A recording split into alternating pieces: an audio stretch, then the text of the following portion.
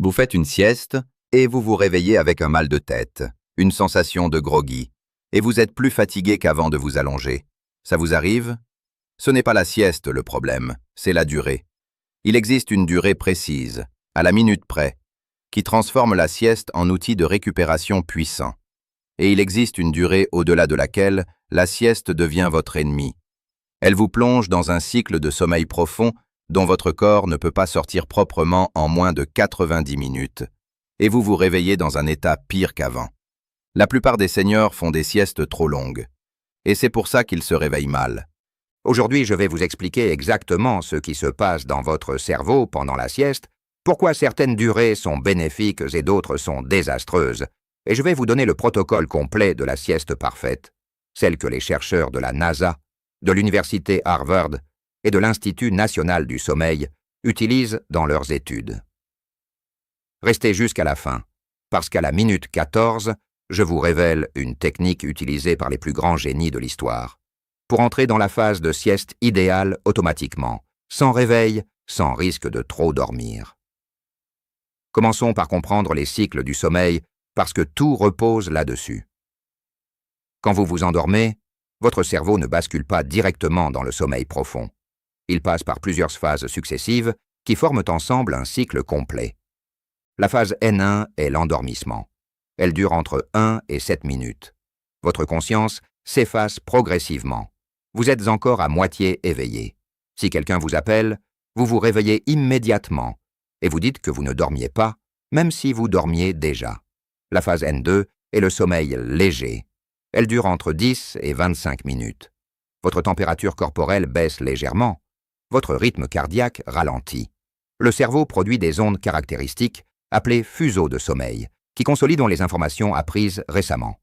Vous êtes endormi, mais votre cerveau reste actif et facilement réveillable. La phase N3 est le sommeil profond. Elle commence environ 30 à 35 minutes après l'endormissement. C'est là que tout se complique pour la sieste. En sommeil profond, votre cerveau produit des ondes delta lentes. Votre corps sécrète l'hormone de croissance.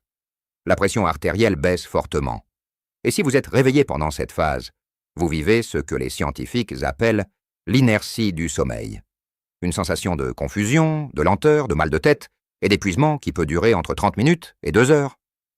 Vous reconnaissez ce sentiment? C'est exactement ce qui se passe quand vous faites une sieste trop longue. La phase REM, enfin, le sommeil paradoxal, commence environ 90 minutes après l'endormissement. C'est la phase des rêves, de la consolidation émotionnelle et de la créativité. Un cycle complet dure entre 90 et 110 minutes. Pour bénéficier d'une sieste récupératrice, vous avez 2 options. Soit vous dormez moins de 30 minutes pour rester dans les phases N1 et N2 sans jamais entrer en sommeil profond, soit vous dormez un cycle complet de 90 minutes, minimum pour en sortir naturellement à la fin du cycle. Tout ce qui se situe entre 30 et 90 minutes est la zone de danger. Vous entrez dans le sommeil profond, mais vous n'avez pas le temps d'en sortir naturellement. Vous vous réveillez dans un état de confusion et de fatigue. C'est mathématiquement simple. Et pourtant, c'est ce que la quasi-totalité des gens ignorent. Alors, quelle est la durée parfaite? Les études convergent toutes vers la même réponse. 20 minutes. 21 minutes, précisément. Pas 25. Pas 30. 21 minutes. À 20 minutes, vous avez traversé la phase N1 et vous êtes en plein cœur de la phase N2, le sommeil léger récupérateur. Votre cerveau a produit ses fuseaux de sommeil. Votre système nerveux s'est partiellement réinitialisé. Mais vous n'êtes pas encore entré dans le sommeil profond. Quand vous vous réveillez à 20 minutes, vous émergez de la phase N2. Vous vous sentez alerte, lucide, de bonne humeur. La fatigue mentale s'est dissipée. Et cet état dure. Une étude de la NASA publiée en 1995 sur des pilotes militaires a montré qu'une sieste de 26 minutes, en comptant le temps d'endormissement, améliorait les performances cognitives de 34% et l'état de vigilance de 100% comparé à l'absence de sieste. Une étude de l'université Harvard, publiée dans Nature Neurosciences, a montré qu'une sieste de 60 à 90 minutes, un cycle complet, améliorait les performances d'apprentissage autant qu'une nuit complète de sommeil. Mais une sieste de 20 à 30 minutes suffisait à restaurer les fonctions exécutives, la mémoire de travail et la réactivité émotionnelle à un niveau équivalent à plusieurs heures de sommeil nocturne. Et une étude menée spécifiquement sur des adultes de plus de 65 ans, publiée dans le Journal of Sleep Research, a montré que les seniors qui pratiquaient une sieste quotidienne de 20 minutes présentaient des niveaux de cortisol, l'hormone du stress, significativement plus bas en fin de journée, une meilleure performance cognitive aux tests d'attention et de mémoire, et une tension artérielle plus basse mesurée en fin d'après-midi. 21 minutes, la durée validée par la science pour les seniors. Maintenant parlons des bénéfices concrets pour votre corps après 60 ans. Après 60 ans, la structure du sommeil nocturne change profondément. Le sommeil profond diminue, les réveils nocturnes augmentent, et la dette de sommeil s'accumule au fil des nuits imparfaites. Cette dette de sommeil chronique a des conséquences réelles sur votre santé. Elle augmente l'inflammation systémique, elle détériore la mémoire et la concentration, elle favorise la prise de poids en dérégulant les hormones de la faim. Elle élève la tension artérielle et elle affaiblit le système immunitaire. La sieste de 20 minutes ne remplace pas le sommeil nocturne, mais elle rembourse une partie de cette dette quotidiennement. Et ces remboursements quotidiens ont des effets cumulatifs mesurables sur votre santé à long terme. Une étude grecque portant sur plus de 23 000 adultes suivis pendant 6 ans a montré que ceux qui faisaient des siestes régulières présentaient un risque de décès par maladie coronarienne réduit de 37% par rapport à ceux qui ne faisaient jamais de sieste. 37%, c'est considérable. En plus de la protection cardiovasculaire, la sieste de 20 minutes améliore la régulation émotionnelle, ce qui réduit les comportements impulsifs et l'irritabilité de fin de journée. Elle améliore la créativité en favorisant les connexions entre zones cérébrales normalement peu connectées pendant l'éveil. Et elle renforce la consolidation de la mémoire, particulièrement importante pour les seniors qui cherchent à maintenir leur capacité cognitive. La sieste n'est pas une faiblesse, c'est un outil de santé.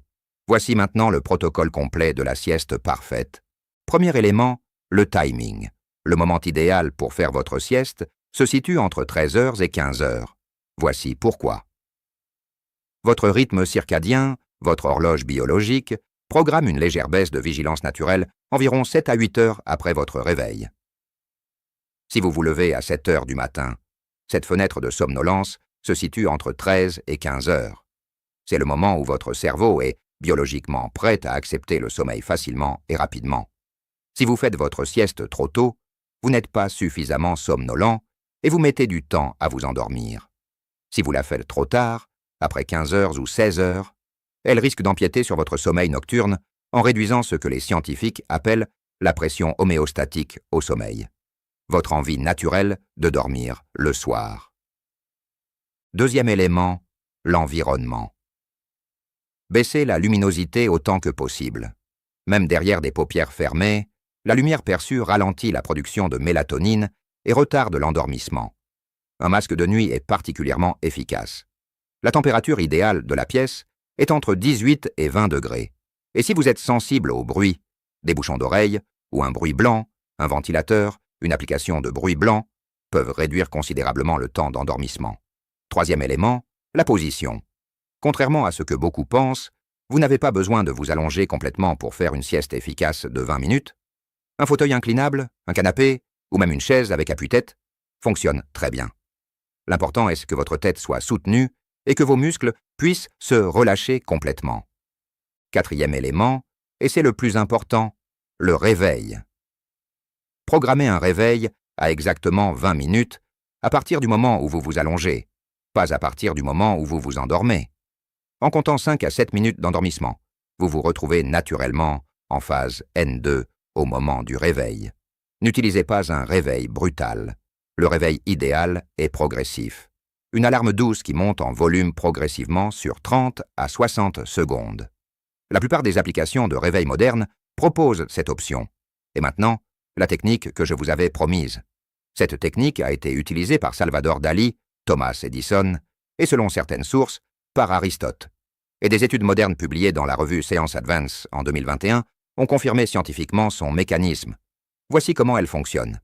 Avant de vous allonger pour votre sieste, tenez dans votre main, la main dominante, celle avec laquelle vous écrivez, une cuillère à soupe en métal. Posez un bol ou une assiette en métal sur le sol, juste en dessous de votre main. Allongez-vous ou installez-vous dans votre fauteuil. Fermez les yeux. Relâchez-vous progressivement. Voici ce qui va se passer.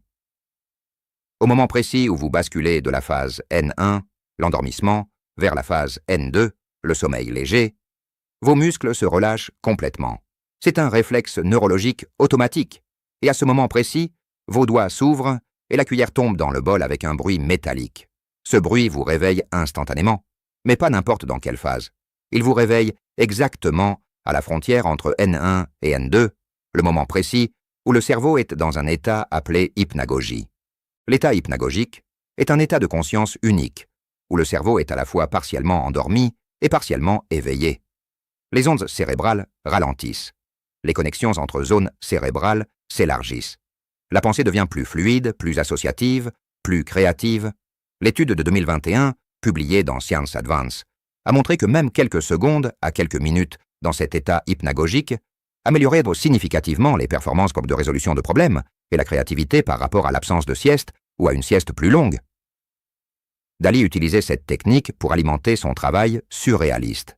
Edison l'utilisait dans son laboratoire pour trouver des solutions à des problèmes techniques complexes. Et maintenant, vous savez comment elle fonctionne. Si vous n'avez pas de cuillère sous la main, une balle de tennis fonctionne très bien aussi. L'important était que l'objet tombe et fasse du bruit au moment exact du relâchement musculaire de l'endormissement. Quelques questions fréquentes sur la sieste. Est-ce qu'une sieste quotidienne peut créer une dépendance? Non. Contrairement à certains somnifères ou au café, la sieste ne crée pas de dépendance physiologique. Si vous arrêtez, vous n'aurez pas de symptômes de sevrage. Votre cerveau ne sera simplement plus aussi récupéré en journée. Est-ce que la sieste est mauvaise pour le sommeil nocturne? Une sieste de 20 minutes, correctement positionnée entre 13 et 15 heures, ne détériore pas le sommeil nocturne chez la grande majorité des personnes. Au contraire, des études ont montré qu'elle peut améliorer la qualité du sommeil nocturne en réduisant le niveau de stress et de cortisol en fin de journée. En revanche, une sieste de plus de 30 minutes, ou prise après 16 heures, peut effectivement réduire la qualité du sommeil nocturne. Est-ce qu'on peut faire une sieste, même si on ne s'endort pas vraiment? Oui, des études ont montré qu'une relaxation profonde de 20 minutes, même sans endormissement réel, offre une partie des bénéfices de la sieste, sur la réduction du cortisol et la récupération du système nerveux. Si vous avez du mal à vous endormir, ne vous forcez pas. Fermez simplement les yeux, respirez lentement et relâchez vos muscles. Votre corps récupérera quand même. Voici ce que vous devez retenir. La durée parfaite de la sieste est de 20 minutes à partir du moment où vous vous allongez. Au-delà de 30 minutes, vous entrez en sommeil profond et vous vous réveillez avec un mal de tête et une fatigue accrue. En dessous de 10 minutes, les bénéfices sont limités. 20 minutes est la fenêtre idéale. Le moment idéal est entre 13 heures et 15 heures, au creux naturel de votre rythme circadien. La technique de la cuillère vous permet d'accéder à l'état hypnagogique, le moment le plus récupérateur et le plus créatif du cycle de sommeil, sans risque de trop dormir. Et la sieste régulière de 20 minutes, pratiquée quotidiennement, réduit le risque de maladies cardiovasculaires, améliore la mémoire, réduit le stress et prolonge l'espérance de vie en bonne santé. 20 minutes aujourd'hui peuvent changer votre après-midi.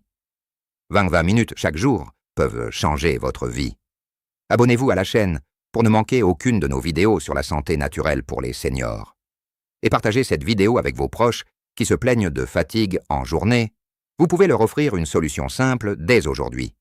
La semaine prochaine, pourquoi vous vous réveillez à 3 heures du matin exactement et la méthode en 4 étapes pour ne plus jamais être réveillé à cette heure-là. Une vidéo que vous ne voudrez pas manquer. Prenez soin de vous.